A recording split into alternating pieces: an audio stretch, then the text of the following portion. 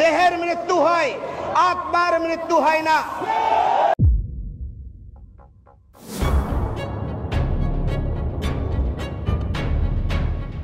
বাংলাদেশ সনাতন জাগরণ মঞ্চের মুখপাত্র ও চট্টগ্রামের হাটহাজারী পুণ্ডরিক ধামের সাবেক অধ্যক্ষ চিন্ময় কৃষ্ণ দাসের গ্রেপ্তার নিয়ে বিভ্রান্তিমূলক তথ্য ছড়াচ্ছে ভারত, এমনটি জানিয়েছে বাংলাদেশের পররাষ্ট্র মন্ত্রণালয়। মঙ্গলবার ২৬ নভেম্বর চিন্ময় দাসকে নিয়ে ভারতের পররাষ্ট্র মন্ত্রণালয়ের বিবৃতির পরিপ্রেক্ষিতে রাতে বিবৃতি প্রকাশ করে মন্ত্রণালয়। বিবৃতিতে বলা হয়েছে, অত্যন্ত হতাশার সঙ্গে বাংলাদেশ সরকার উল্লেখ করেছে যে শ্রী চিন্ময় কৃষ্ণ দাসকে নির্দিষ্ট অভিযোগে গ্রেপ্তার করার পর থেকে তার গ্রেপ্তারকে কিছু মহল ভুলভাবে ব্যাখ্যা করছে।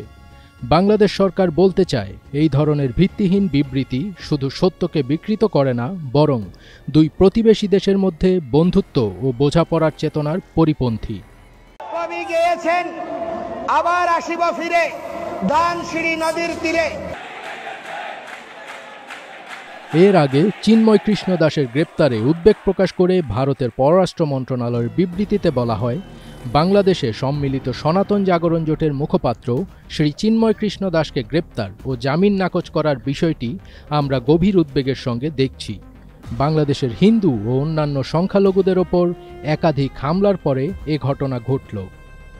বিবৃতিতে আরও বলা হয়, এই ঘটনার অপরাধীরা ধরাছোঁয়ার বাইরে থাকলেও একজন ধর্মীয় নেতার বিরুদ্ধে অভিযোগ চাপানো হয়েছে, যিনি শান্তিপূর্ণ সমাবেশের মাধ্যমে ন্যায্য দাবিগুলো উপস্থাপন করেছিলেন। হিন্দুসহ সব সংখ্যালঘুদের নিরাপত্তা, শান্তিপূর্ণ সমাবেশ ও মত প্রকাশের স্বাধীনতা নিশ্চিতে বাংলাদেশ কর্তৃপক্ষের প্রতি আহ্বান জানানো হয় এই বিবৃতিতে।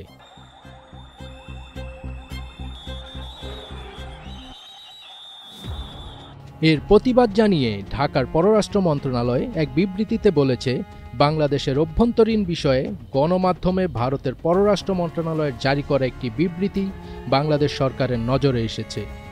ঢাকা বলছে, অত্যন্ত হতাশা এবং গভীর দুঃখের সঙ্গে বাংলাদেশ সরকার উল্লেখ করছে যে শ্রী চিন্ময় কৃষ্ণ দাসকে নির্দিষ্ট অভিযোগে গ্রেপ্তার করার পর থেকে তার গ্রেপ্তারকে কিছু মহল ভুলভাবে ব্যাখ্যা করে যাচ্ছে।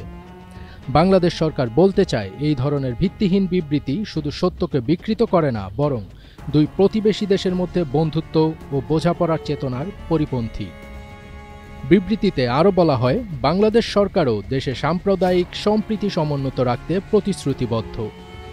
গতকাল বিকেলে চট্টগ্রামে অ্যাডভোকেট সাইফুল ইসলাম আলিফের নৃশংস হত্যাকাণ্ডে বাংলাদেশ সরকার গভীরভাবে উদ্বিগ্ন।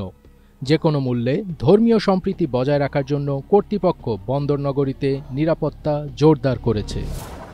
ফজবির তাজ, এটিএন বাংলা।